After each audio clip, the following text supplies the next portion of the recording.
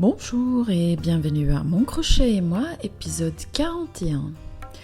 Je m'appelle Annette Petavi et vous me trouvez sur le web à mon site www.annettepetavi.com. Ça s'écrit A-2-N-E-T-E-P-E-T-A-V-Y. Vous pouvez me joindre par mail à annette@annettepetavi.com et vous trouverez des liens au sujet évoqué dans cet épisode sur mon blog qui se trouve lui aussi à annettepetavi.com. Je suis aussi sur Facebook avec mon compte personnel à mon nom et ma page Annette Petavi Design. Et si vous êtes sur Instagram, j'y suis moi aussi.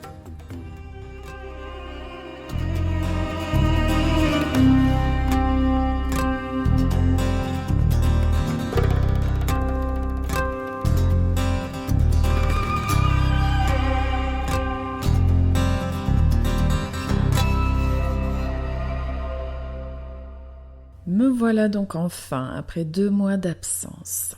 Au mois d'août, c'était prévu, je vous en avais parlé, mais il s'avère que le mois de juillet, lui aussi, a filé trop vite pour pouvoir y caser un podcast. Mais tant pis, ça veut seulement dire que j'ai encore plus de choses à vous dire aujourd'hui. C'est donc pas d'un seul, mais de 2 bulletins d'information que je vais vous parler dans cette première partie. Et finalement, ça tombe bien, parce que c'est 2 bulletins sur le même thème, à savoir les formes de châles. Comme je vous l'ai déjà dit au sujet du bulletin pour le mois de mai, cette histoire de forme de base pour les châles au crochet me trottait dans la tête depuis un bon moment. Et après le bulletin sur les châles triangulaires, j'ai donc enchaîné sur les châles en demi-cercle, ou à peu près en demi-cercle. Parce que les formes que j'ai montrées dans le bulletin du mois de juin sont en réalité un peu plus qu'un demi-cercle, et ce pour 3 raisons très simples. D'abord, qu'on le veuille ou non, c'est pas si facile que ça de faire pile poil un demi-cercle au crochet avec de bons résultats. Comme je l'ai expliqué dans le bulletin, pour faire un cercle en bride, il faut augmenter de 12 mailles, donc 12 brides, si c'est des brides sans aucune autre maille, sur chaque tour, donc plus 12. Mais si on fait un demi-cercle en augmentant de 6 brides sur chaque rang, on n'a pas tout à fait un demi-cercle. Mais un peu moins, et ça c'est ni très joli, ni très pratique. Puis on pourrait augmenter de 7, mais repartir cette augmentation de façon régulière pour obtenir une belle forme arrondie, c'est pas très facile. Et donc pour des raisons pratiques, d'abord, j'ai opté pour 8 augmentations sur chaque rang. Donc la première raison, c'était l'aspect pratique. Et la deuxième raison, c'est qu'un châle qui a un peu plus qu'un demi-cercle, et donc les pointes remontent donc un peu, se tiendra beaucoup mieux sur les épaules ou autour du cou. Un simple exemple, dans la boutique, aux aiguilles, il y a le joli petit châle pointu, créé par Éclat du Soleil. Et bien sûr, il est moins large que les demi-cercles dont on parle maintenant, mais il a tout à fait cette forme incurvée. Et ça, c'est un châle que je porte souvent sur des salons, et je le pose simplement sur mes épaules, sans le fixer, et il reste en place. Et il reste là quand je grimpe sur l'escabeau pour décrocher un châle de cloison, et quand je plonge sous la table pour trouver des pelotes dans le stock. Bon, je suis désolée si ces explications vous donnent une image un peu moins glamour du travail sur un stand de salon que celle que vous aviez, mais c'est simplement pour vous expliquer que cette forme un peu arrondie est vraiment pratique. Et finalement, troisième raison, ces demi-cercles, sont pas pile poil des demi-cercles parce qu'il n'y a vraiment pas besoin. Certes, les maths, c'est très utile pour créer des modèles de crochet et de tricot. Et parfois, je me dis que si j'avais su ce que je ferais plus tard dans la vie, j'aurais peut-être fait un peu plus d'efforts pour comprendre notamment les cours de géométrie. Mais on ne va pas passer notre bac en crochetant. Personne nous sanctionnera pour d'éventuels écarts, donc on fait comme on veut et moi, je voulais faire ainsi. Alors, les demi-cercles, mais comment ? Au moins 2-3 façons différentes que je vous ai montrées dans le bulletin. Je suis sûre qu'il y en a plein d'autres. Alors, les 2 premiers exemples dans le bulletin sont en réalité 2 versions de la même méthode. On commence avec une sorte de petite coquille et ensuite on augmente sur chaque rang. Le nombre d'augmentations peut bien sûr varier, je l'ai montré dans la deuxième version, dans le bulletin. Là j'ai rajouté des augmentations pour obtenir une forme dont les pointes remonteront encore un peu plus que dans la méthode de base. Et puis il y avait ce troisième exemple. Et là, je me suis inspirée d'une idée très connue de la tricoteuse de génie Elizabeth Zimmerman, à savoir The Pie Shawl ou le châle pie. Alors là, il ne s'agit plus de faire des augmentations régulières rang après rang. Non, dans un châle pie, on augmente seulement sur certains rangs. Mais là, on augmente de beaucoup. L'idée, c'est de doubler le nombre de mailles sur chaque rang d'augmentation. Ça veut dire que sur un certain nombre de rangs, après ce rang d'augmentation, on n'a pas besoin d'augmenter du tout. Et par ailleurs, plus on s'écarte du centre, si on fait un châle circulaire ou du point de départ pour un châle en demi-cercle, le nombre de rangs entre les rangs d'augmentation devient de plus en plus important. Donc au début, on va faire ces rangs d'augmentation, on double les mailles de façon un peu plus rapprochée, mais au fur et à mesure que le châle grandit, on aura besoin de les faire de moins en moins souvent. Alors ça a peut-être l'air de rien, mais si vous avez un jour essayé d'intégrer des augmentations dans un point complexe, vous n'aurez aucune difficulté de comprendre l'intérêt de cette technique. Et même dans un point très simple, comme par exemple la grille de bride que j'ai utilisée dans tous mes châles basiques que je vous ai montré. Le fait que les mailles soient soumises à des tensions différentes sur différents rangs crée son petit effet aussi. Depuis, j'ai d'ailleurs expérimenté cette construction à plus grande échelle. Je vous en parlerai un peu plus loin et puis je pense plus encore dans le prochain podcast. Donc ça, c'était le premier des deux bulletins. Ça veut dire que j'avais traité des châles triangulaires et des châles en demi-cercle. Je ne voyais pas trop l'intérêt de parler des châles en rectangle, puisque c'est une forme qu'on arrive à faire très facilement. À condition bien sûr de savoir gérer ses lisières pour monter tout droit, et ça j'en ai parlé dans plusieurs bulletins déjà, même si je pense que les premiers datent peut-être un peu maintenant, faudra peut-être que je revienne sur le sujet, on verra. Bon, en plus de ça, il y a aussi une petite astuce que j'utilise toujours quand je fais une étole, comme par exemple les modèles flèches organiques au Nejlika dans la boutique ou même une simple écharpe. Et là, je vous le livre en bonus podcast. Je préconise toujours de commencer au milieu de l'étole. Ça veut dire que vous crochetez d'abord une moitié et après vous tournez le travail et vous refaites l'autre moitié dans l'autre sens en piquant le premier rang de la deuxième moitié dans la base du rang de montage de la première moitié. Donc dans la chaînette de départ mais dans l'autre sens. J'espère que c'est à peu près clair. Alors cette façon de faire a deux avantages. D'une part, si jamais votre chaînette de départ est un peu plus serrée que le reste du travail, ce qui est très souvent le cas, vous allez totalement noyer le poisson en plaçant la chaînette au milieu de l'étole ou de l'écharpe.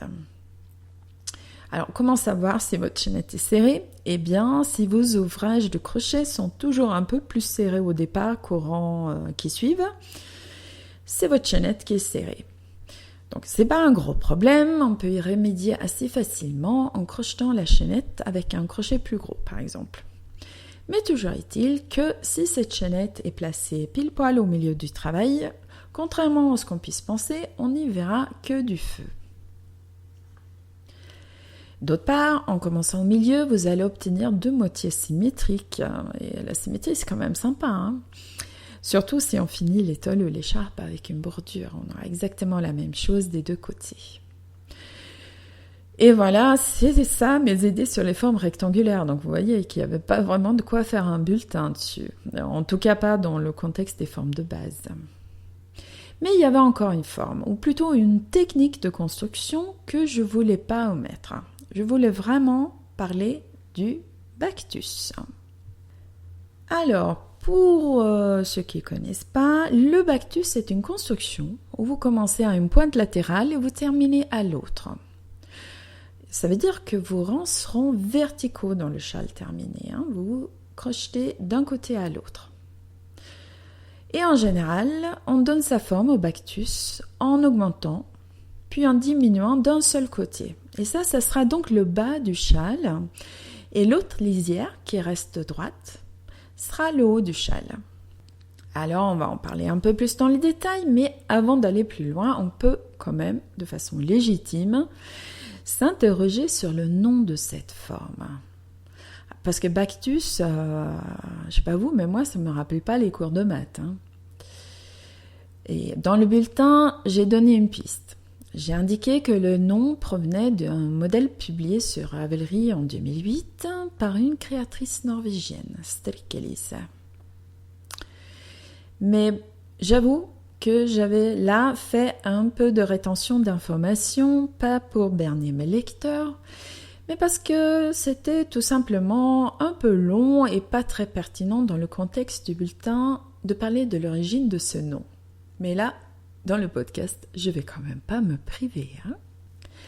Moi, je pense que Strikelisse avait vu le même film pédagogique que moi à l'école.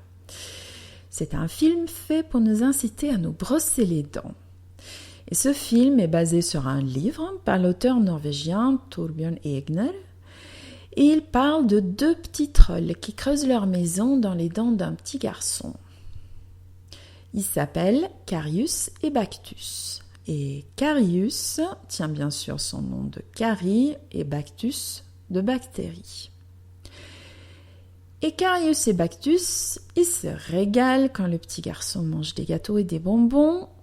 Et leur ennemi juré, celui qui craignent par-dessus tout, c'est la brosse à dents. Alors j'ai trouvé un petit extrait de ce film sur YouTube avec un bande-son en anglais, ce qui témoigne de son essor international. Et je vous mets le lien sur le blog pour que vous puissiez voir un petit bout du début des aventures de Carius et Bactus vous-même.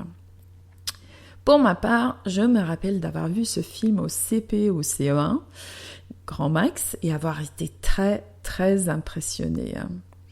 Bon, il date un peu, et sans aucun doute, ce film qui a été réalisé en 1955 quand même, donc il n'était pas tout neuf, comme moi je l'ai vu au début des années 70. Je pense qu'il est plus au programme dans les écoles en Suède et en Norvège, mais ça reste une référence pour des générations d'écoliers. Alors donc ça, Bactus, ça vient de ce film ou de ce livre, mais j'avoue que pour faire le lien direct entre le petit troll des dents Bactus et la construction d'un châle, moi je ne sais pas ce qui le motive, où est l'association d'idées. Il faudrait peut-être demander à Strikelisse. Toujours est-il que cette façon de faire un châle est très intéressante et que ça permet beaucoup plus de variations que par exemple un simple brossage des dents. Alors dans le bulletin, je vous montre 3 variations simples sur le principe du Bactus. D'abord une sorte de demi-lune allongée, un triangle peu profond et un triangle toujours peu profond mais asymétrique. Donc ça, c'est juste 3 petites idées pour démarrer, parce que les possibilités sont presque infinies. Alors l'un des intérêts de cette technique, c'est qu'elle permet facilement de faire un châle allongé et peu profond. Et comme vous le savez, je pense, ce type de châle est très populaire et c'est facile de comprendre pourquoi. C'est une forme qui se porte très bien en chèche et c'est une jolie alternative à une écharpe classique. Bon, rien ne vous empêche bien sûr d'ajouter une bordure au Bactus, voire d'utiliser le Bactus pour donner une forme de base à partir de laquelle vous pourrez développer un châle beaucoup plus grand, en partant du bord inférieur et en l'agrandissant au fur et à mesure à l'aide d'augmentations inspirées des 2 bulletins précédents par exemple. Voilà, vous l'aurez compris, j'ai pas fini non plus de cogiter sur les possibilités ouvertes par ces formes de base. Alors, si vous voulez voir les photos de mes petits échantillons de châle, vous les avez bien sûr si vous regardez la version illustrée de podcast sur YouTube. Mais pour les explications, il faudra vous référer directement au bulletin d'information concerné. Alors, un petit mot au sujet de ces bulletins. En vous y rendant soit au moyen du lien que vous avez déjà ou que vous aurez trouvé sur le billet de blog qui parle de cet épisode du podcast, vous trouverez probablement que la mise en page a bien changé. Alors vous ne vous trompez pas, les bulletins apparaissent maintenant avec une mise en page semblable à un article de blog. Et je vais essayer de faire un peu court, mais là c'est un changement qui est rendu nécessaire par les nouvelles règles de classement de Google qui prévoient que les pages qui se lisent mal dans un smartphone ou une tablette, ces pages vont être mal classées dans les résultats de recherche. Et donc, pour qu'on puisse continuer à consulter ces pages au moyen d'une recherche Google, sans avoir farfouillé dans la page 15 des résultats, donc il a fallu trouver un changement. Et sans, encore une fois, devenir trop détaillé ou trop technique dans mon discours, les pages des bulletins ont donc été importées vers le logiciel de blog. Ça ne veut pas dire qu'elles apparaîtront sur le blog, il faudra toujours s'abonner pour les avoir avant tous les autres et directement dans sa boîte de réception de mail.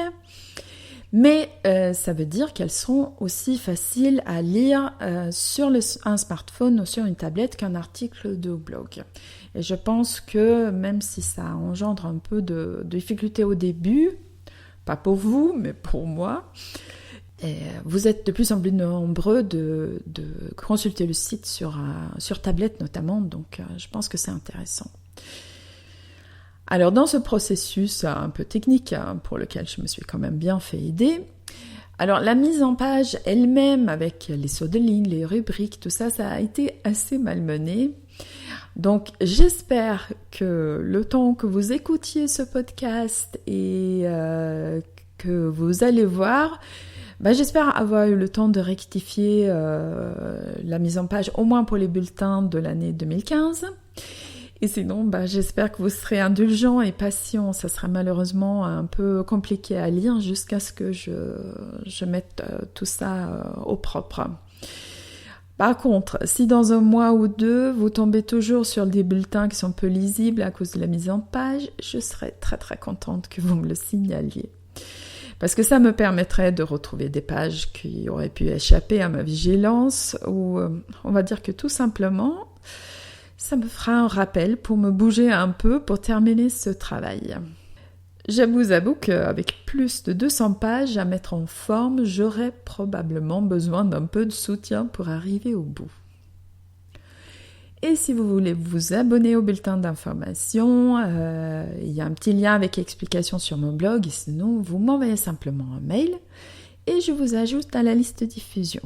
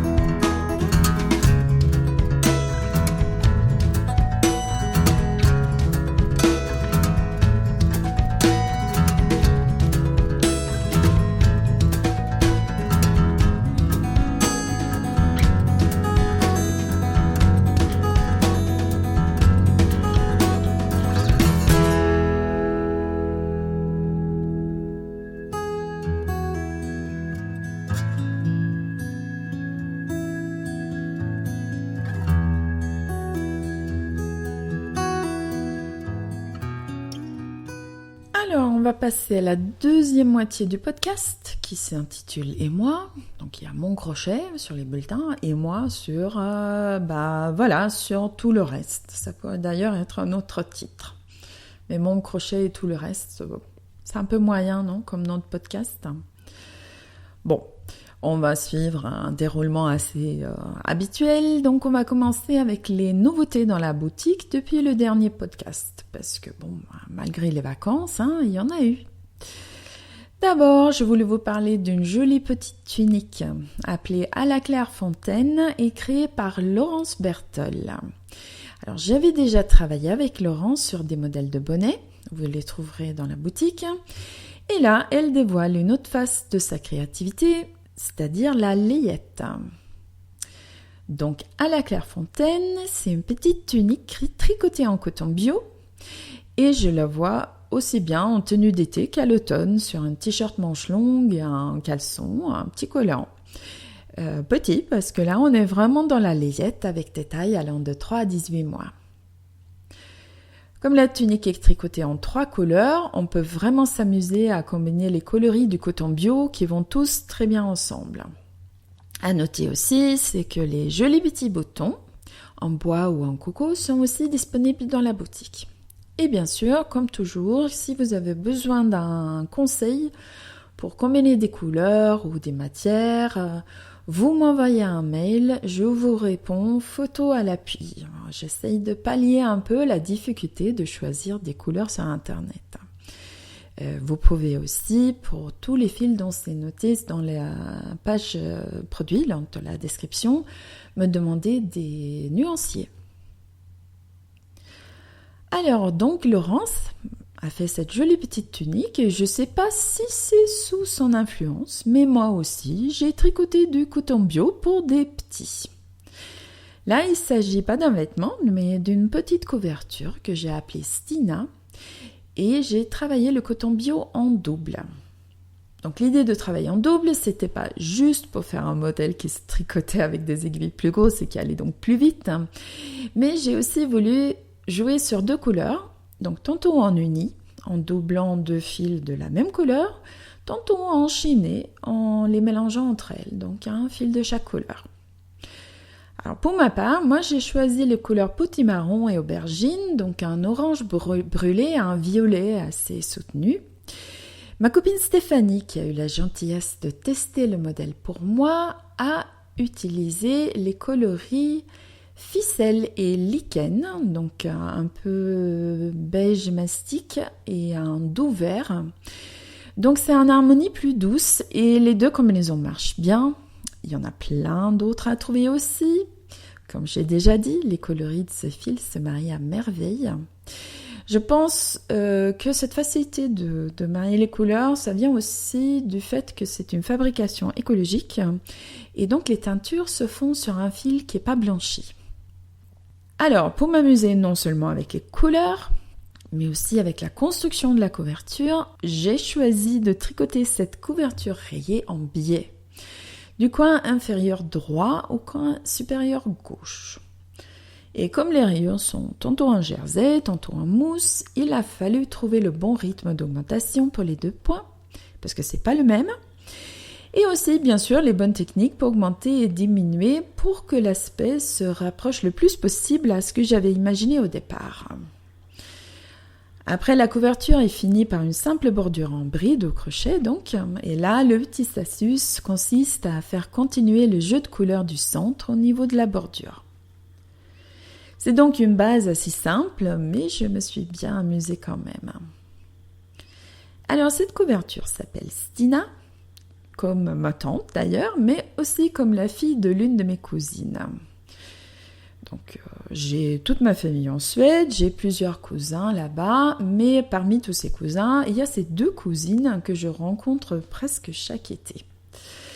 Et ce sont 2 sœurs, elles ont le bon goût d'être plus jeunes que moi et de ne pas avoir eu des enfants très tôt dans la vie. Et ça me permet de retrouver la joie de rencontrer leurs tout petits enfants en vacances. Comme d'habitude, quand c'est pas les vôtres, c'est que du plaisir et aucune obligation.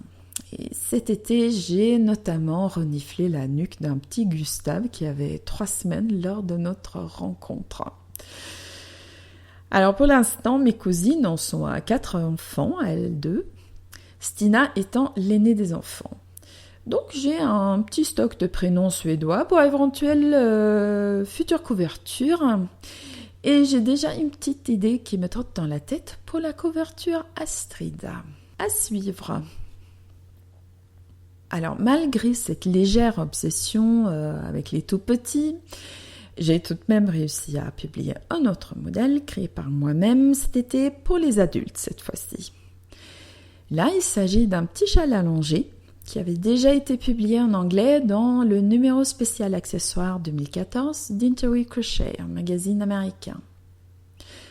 Bon, cette fois-ci, il ne s'agit pas d'un Bactus, parce qu'il faudra montrer toutes les mailles de haut du châle d'un coup. Mais comme par exemple dans mon modèle Circle, le point change sur chaque rang. Donc j'ose penser que vous risquez pas trop de vous ennuyer malgré des rangs qui sont relativement longs. Pour le motif de ce châle, qui s'appelle d'ailleurs Euphorbia, je me suis basée sur une photo envoyée par mon amie Eleanor, qui relit mes bulletins en anglais et me sauve de la honte linguistique tous les mois depuis maintenant pas mal d'années. Alors, Eleanor partage mon intérêt pour la nature et les fleurs, et elle a la gentillesse de m'envoyer de temps en temps des photos de plantes qui pour moi sont très exotiques, puisque Eleanor habite en Floride.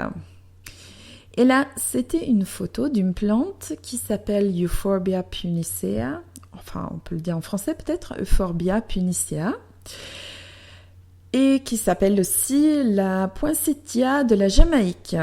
Et cette photo avait attiré mon attention, elle était restée dans ma tête. Et c'est donc cette photo qui est la base du point du châle Euphorbia, même si je pense que c'est pas franchement évident au premier coup d'œil. Alors dans le châle, le point se répète sur 2 rangées, et la deuxième comporte presque 2 fois plus de fleurs que la première. Donc il y a des augmentations qui créent comme un grand volant, et ça donne un beau mouvement au châle, si je peux me permettre de le dire moi-même. Et la forme fait aussi qu'on peut le porter de multiples façons, et ça aura toujours une belle allure. Donc pour la nouvelle publication de ce modèle, je l'avais crocheté en lin dentelle, et dans cette matière, il faut 2 pelotes pour le châle. Mais je l'imagine bien dans d'autres matières aussi, par exemple en London, le fil en laine et soie, ou pourquoi pas en laine dentelle. Et dans ces 2 cas-là, il vous en faudra toujours 2 pelotes.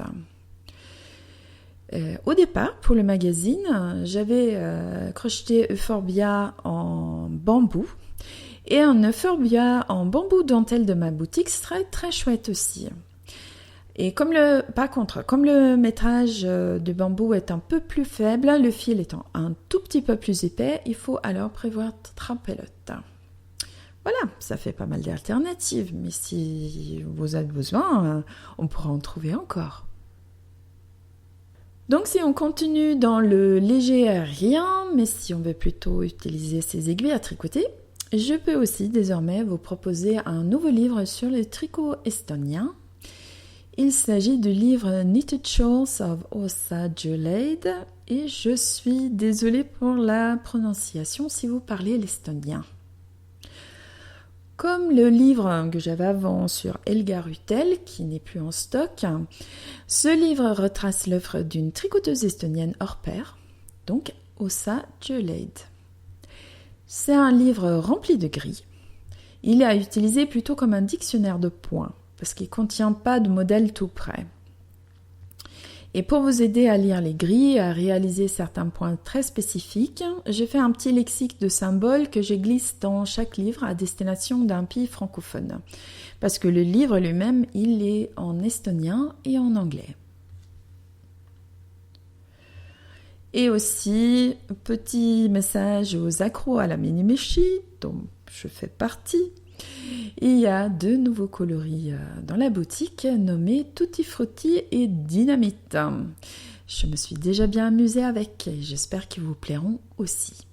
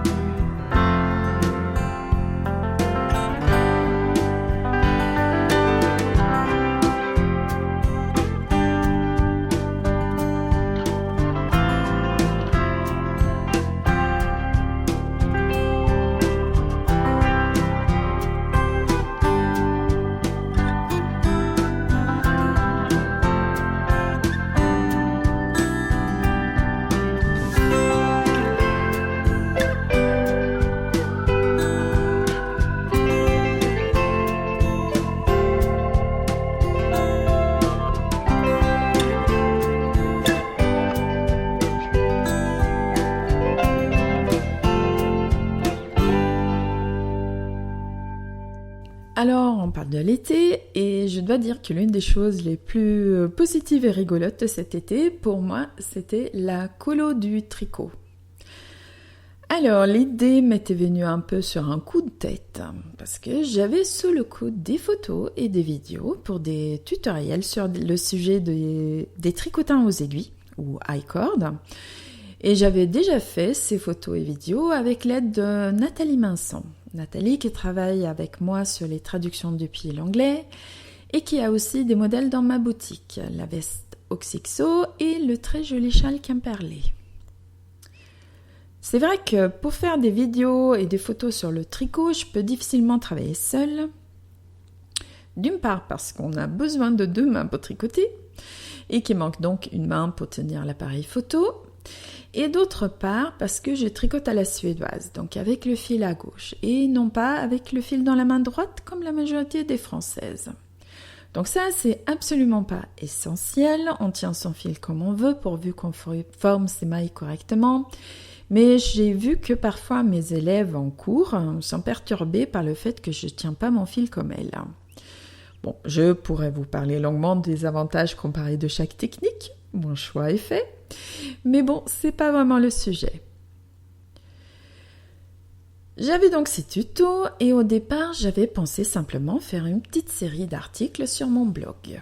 Mais l'ambiance estivale aidant, j'ai voulu faire quelque chose d'un peu plus festif et collectif. Et j'ai donc fait la colo du tricot.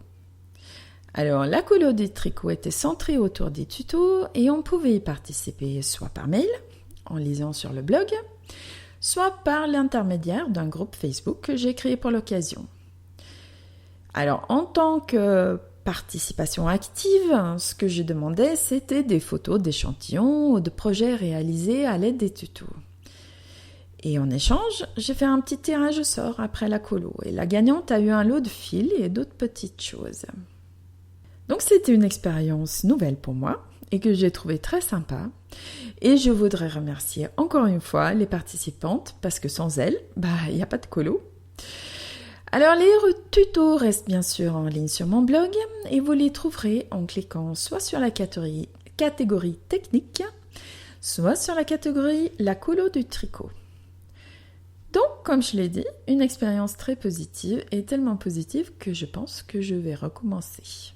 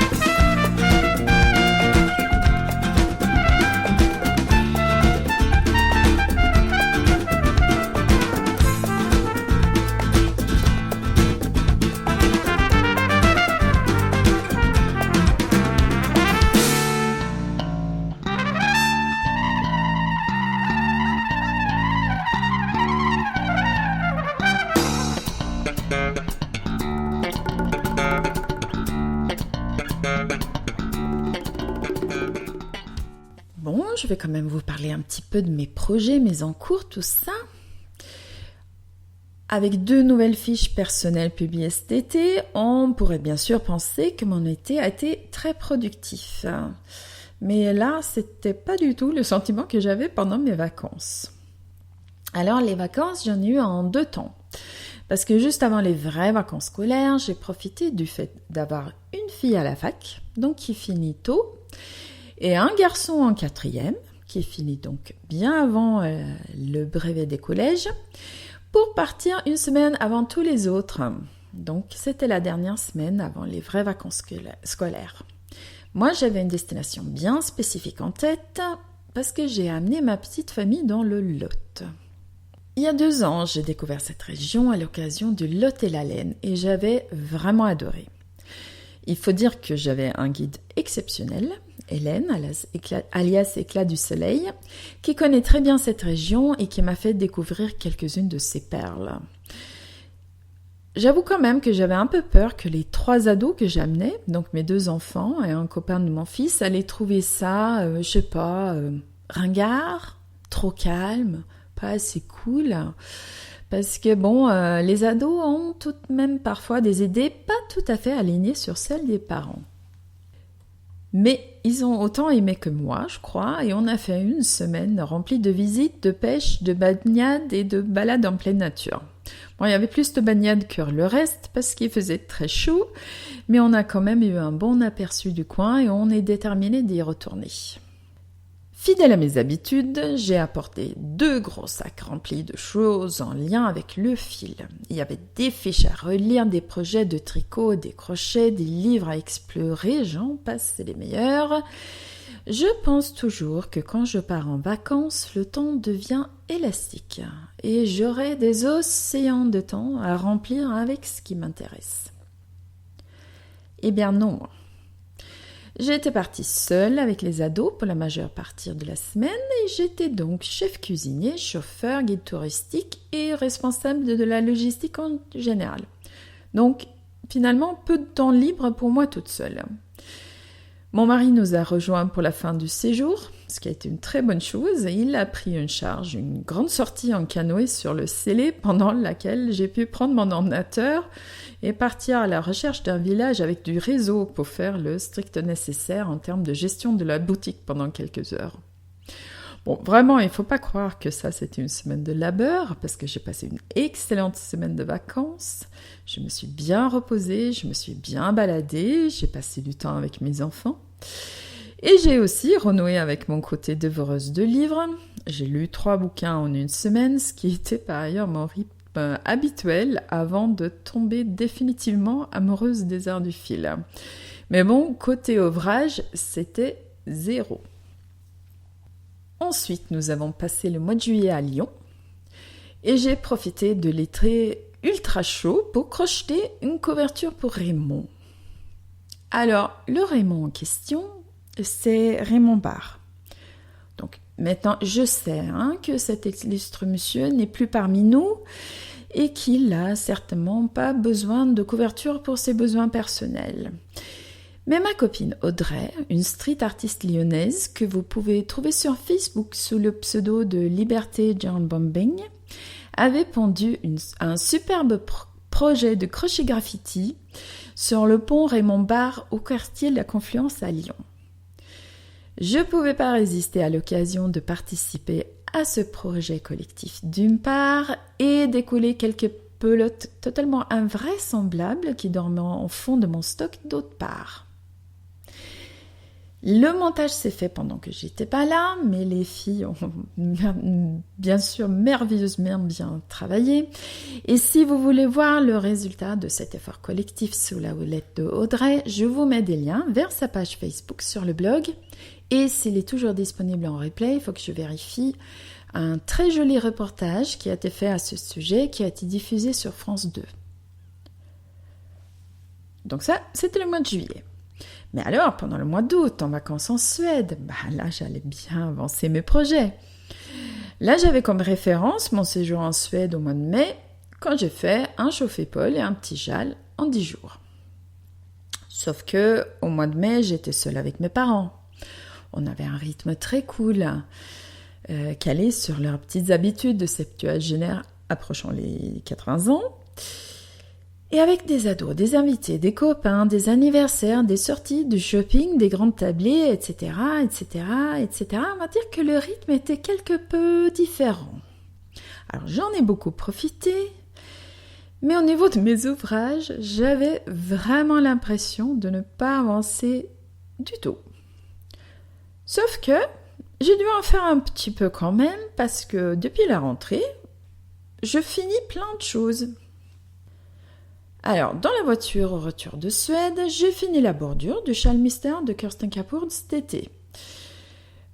J'avais commencé au mois de juin, il me semble, et j'ai donc fini fin août. Bon, c'est vrai que j'avais l'impression d'avoir rien fait parce qu'avant le blocage, il ressemblait à une petite serpillière colorée sur mes genoux. Mais après le blocage, waouh! C'est un super beau modèle et j'espère pouvoir vous le proposer en français dans ma boutique cet automne. Et je suis aussi rentrée avec un châle de crochet pratiquement terminé. Il a juste fallu pondre une petite bordure et bon, encore une fois, bloqué, parce que le bloqué, c'est la baguette magique. Là, il s'agit d'un châle très simple, mais à mon avis efficace, basé donc sur l'idée de Chalpi, donc ce dont je vous ai parlé dans la première partie. Ce châle, c'est un joyeux mélange de mérinos fin et de minimochi, et bon, voilà, je vous donnerai plus de détails prochainement. Et mon aranami alors, ce châle modulaire d'Olga Jazzy dont je vous parle depuis le mois de janvier. Eh bien, sur ma lancée, j'ai tricoté les derniers modules en rentrant à la maison. Et encore plus étonnant, j'ai rentré presque tous les fils. J'avoue qu'il m'en reste quelques-uns dans la partie que j'ai tricotée en noir. Là, c'est pas super facile à voir et très difficile à faire le soir. Mais puisque je vous en ai parlé maintenant, je vais être obligée de m'y coller, peut-être pendant la mise en ligne de ce podcast. Pourquoi pas ?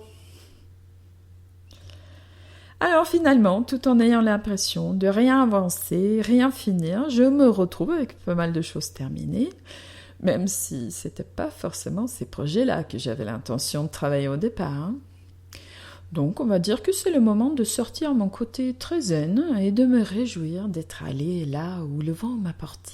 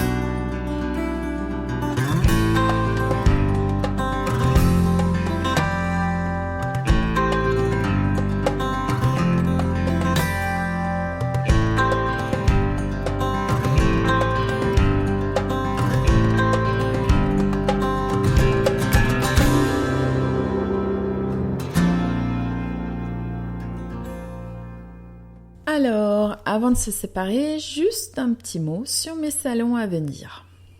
Là, au mois d'octobre, du 17 au 18 plus précisément, je participe pour la 2e fois au salon Brode et Patch-en-Velay qui a lieu à Chadrac, tout près du Puy-en-Velay. J'ai reçu la liste des exposants, il va y avoir beaucoup de stands intéressants. Entre autres, Cécile Franconi de Facile Cécile va quitter la région parisienne pour se déplacer au Puy, ce qui arrive quand même pas tous les jours. Et ensuite, au mois de novembre, ça se passe tout près de chez moi, dans l'ouest lyonnais, au salon de la broderie à la Tour de Salvagny du 14 au 15 novembre.